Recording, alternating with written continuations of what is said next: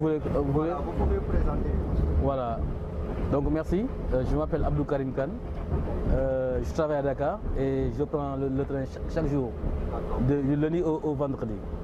Voilà. Et vous faites quoi comme travail? Moi, je suis ingénieur en génie civil. Voilà, donc je travaille au niveau du ministère de l'Énergie. D'accord. Aujourd'hui, le petit train de Fandé vient de vous offrir une carte de fidélité qui dure une semaine, donc du lundi au vendredi. Comment vous avez accueilli cette décision-là? Bon, en tout cas, je vous remercie parce que vraiment, ça m'a un peu surpris. Mais bon, de toute façon, je pense que c'est la politique commerciale de l'entreprise. Comme je prends souvent le train chaque jour, et vous avez jugé utile de m'offrir un ticket, je vous en remercie. C'est une bonne chose et c'est une chose à reproduire. Voilà, essayez de renforcer votre politique envers la clientèle. C'est une très bonne chose. Moi, de toute façon, moi, je prends le train. Je le prends chaque jour et je continuerai à le prendre.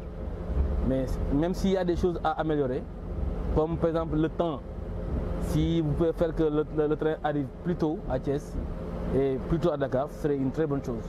Voilà. En tout cas, merci, je vous remercie.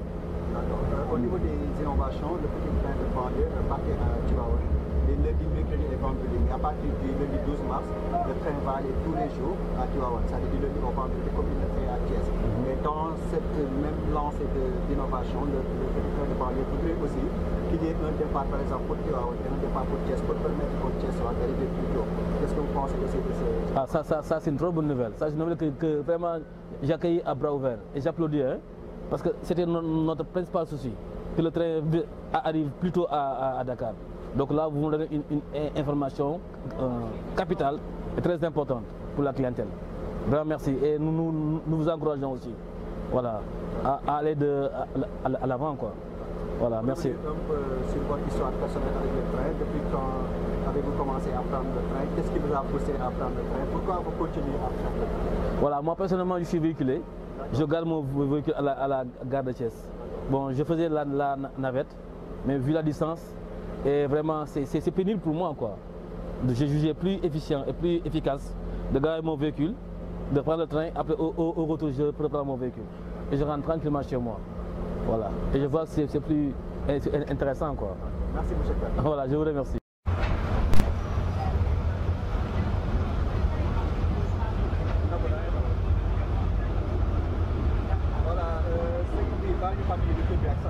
waaw maa ngi tudd Ali Gueye maa ngi liggéey ministère de la formation professionnelle de l'apprentissage et de l'artisanat. D'accord. Tey jii nii petit train de banlieue dafa ñëw may la benn carte de fidélité pour permettre la nga voyager si du lundi au vendredi maanaam une semaine gratuitement. loolu lan nga ci xalaat ak nan nga ko accueillir? Bon li ñu ci xalaat mooy rek ñu ngi koy rafetlu parce que ñun nous sommes des clients fidèles. On prend dañ koy jël du lundi au vendredi. Donc le matin dañuy liggéey si le soir ñu delluwaat. Et c'est pas la première fois man may bénéficier parce que ci koor gi daan nañu defal suukaru koor parfois 15 jours. Donc ça c'est pas une première. Donc dañ koy rafetlu parce que c'est une marque de reconnaissance. Parce que ñun train bi la ñu am ñu sañoon mu dox. Parce que vraiment nous considérons que c'est le moyen de transport bu gën a sûr waaw actuellement donc loolu tax ñu di koy jël. bu ñu ñëwaatee sa histoire ak train bi. parce que mën nga ñu fàttali depuis kañ nga ko commencé jël bés bi ñu koy njëkk a jël lan moo la ci xiiroon ak lan nga yëg te lan moo tax ba léegi nga koy continuer jël. boo gisee ma di ko jël dama daan jël oto yi mais je me suis rendu compte que oto yi dafa bëri tracasserie parfois boo jógee fii bëgg a ñibbi dañ lay wàcc dañ lay wax dañuy dem Thiès mais dañ lay wàcce ci yoon bi donc yow dañ lay yàkkale parfois ngay guddee egg et cetera bon bi ma commencé train bi nag je me suis dit que ni moo ma gën a arrangé parce que su ma wàccee Colobane oto lay jël dem directement fi may liggéeyee aw ma benn problème donc sur ce plan daal amuñu problème peut-être xëy na suggestion bi ñuy def parce que départ yi par exemple yi départ yi Tivaouane nous considère qu'au niveau de Thiès clients yi dañuy bari trop léegi bu train bi ñëwee ñëpp dañuy bëgg a dugandoo donc mag du mën a bokkante ak xale su fekkoon ni mën nañ ko gën a organiser ba nga xam ne bu train bi ñëwee ñu xool comme ay numéro la ñuy joxe compte tenu nit ñi ni ñuy ñëwee ci guichet bi ni ñuy jënde comme ça mu am ñu amee noonu accès ci train bi mais li ñuy gën a sonal daal fi mu nekk mooy bu train bi jógee Tivaouane egg si Thiès booxante bi dafay métti te ñun dafay métti trop pour ñu booxante ak xale yi donc vraiment c'est un problème. D'accord. waaw fi mu toll nii PTP dafa bëgg di def ay innovation te comme ni ko waxee léegi dafa commencé di jóge Tivaouane léegi à partir du lundi 12 mars day dem Tivaouane tous les jours comme ni muy demee Thiès te yeneen bébé yi aussi mooy heure bi muy départ Tivaouane sax bu mu bokk heure bi muy départ ak Thiès comme li nga wax léegi waa Thiès continuer di am seen train donc innovation yooyu tamit PTB di def lan nga si xalaat. bon innovation yu baax la parce que comme le Sénégal sax arrêté wul Thiès donc train bi c'est pour la population bu fekkee ni mën nañu fexe ñëpp bénéficier wu dans de bonnes conditions je pense que c'est loolu lu baax la maintenant aussi nag par rapport aux travailleurs su fekkoon mën nañu am train bi gën a teel a dem parce que dañuy egsi ay 9h moins 9h et quelques peut-être que quelqu'un qui a un travail libéral sa liggéey boobu amul problème mais boo yoree liggéey jàmbur surtout administration parfois day xaw a doy waar dañuy demander daal dans la mesure du possible su fekkee ni travailleurs yi mën nañu am changer ñu horaire bi tuuti muy gën a teel a dem ñu gën a teel a egsi dina baax te c'est sûr que ni ñuy jógee Thiès di ñëw bare nañu mais bu ngeen defee loolu vous verrez que clientèle bi dina augmenter voilà merci beaucoup. voilà sëñ bi baa ngi fàttali ni tur bi ak sant bi lan la. Badara Diagne, je travaille à l'Assemblée nationale. À l'Assemblée nationale. Ouais. D'accord tey jii nii petit train de banlieue dafa am lu mu def. mooy ñëw jox la carte de fidélité permettre la nga voyager pendant une semaine gratuitement. maanaam du lundi au vendredi ngay jël train bi te doo fay. loolu yow nan nga ko gisee lan aussi sa xalaat. waaw ñu ngi koy rafetlu et puis di wax ne c'est une première mais au fait defe naa ne phase test la comme ni nga ko waxee léegi mais d'ici ci kan li ci kanam rawuli bët ndax petit train bleu actuellement mi ngi def jaloore ci dëkk bi ndax li nga xam ne bi moom lañ daan am problème diggante Dakar Thiès wala Dakar Tivaouane wala Tivaouane Thiès dañ ci daan amay jafe-jafe mais depuis bi nga xam ne mi ngi def desserte Dakar Thiès Thiès Dakar vraiment ñi ngi rafetlu seen liggéey par rapport ak ça maintenant li ci des mooy c'est à améliorer ndànk-ndànk mais ñi ngi yóbbante directeur bi seen kilifa ne ko daal ñun li nga xam ne jot nañ ci tey ñi ngi koy rafetlu te di féddale suñu kóllëre aussi ak petit train bleu di wax ne aussi di si ci kanam incha allah defe naa ne mbir mi dina gën a yokk.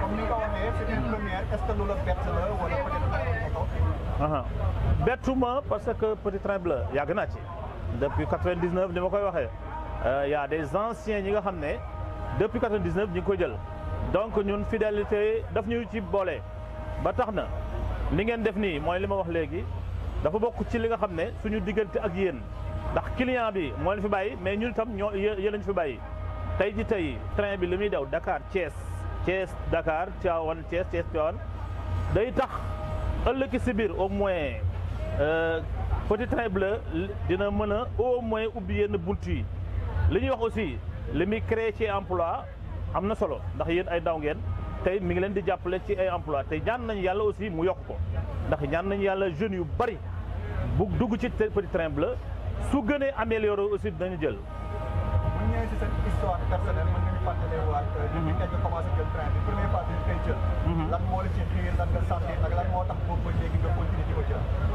bon li tax ma koy jël mooy non seulement dafa am loo xam ne bi embouteillage bi ñuy dal ci tali bi fii au moins duñ ko fi am ndax train bi dina dem ci heure egsi ci heure lu ñuy wax ni souvent buñ daan jógee Thiès dañ daan am problème pour ñëw Dakar di rallier Dakar mais ñun tous les jours dañ koy jël aller et retour di xëy di wàcc donc liñ ci gën a neex mooy au moins dinañu mën a servir de li ñoo embouteillage bi daan am suñu problème diggante ak embouteillage bi dinañu ci mën a wàññi lu bëree bëri ndax train bi dina yegg dina li ma ko waxee léegi dina dem ci heure yegg ci heure loolu aussi lu ñu neex la mais ni ma ko waxee léegi rek su gënee amélioré yi dina am solo ci clientèle bi ndax actuellement clientèle bi soxla nañ ko te suñu doon ñaan yàlla dañuy ñaan yàlla président de la République Macky Sall comme dafa le plan Sénégal émergent mu dolliwaat ay wagon defaraat raay yi mu dem ba Saint-Louis te su loolu la ñuy ñaan petit train bleu